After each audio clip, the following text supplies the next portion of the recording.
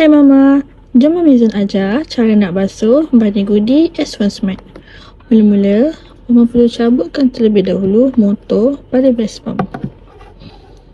Kemudian, Mama perlu cabutkan satu persatu bahagian. Funnel,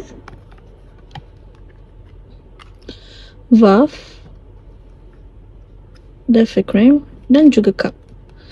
Kemudian, Mama perlu cuci keempat-empat bahagian sama seperti Mama mencuci botol baby, iaitu Mama perlu menggunakan berus dan juga sabun pencuci botol baby. Mama perlu rendamkan bahagian-bahagian ini di dalam bekas ataupun besen yang berisi sabun. Kemudian, Mama perlu cuci sehingga bersih, dan setelah mencuci, Mama perlu bilas semua sabun-sabun. Seterusnya, Mama perlu sterilize bahagian-bahagian ini bagi membasmi kuman.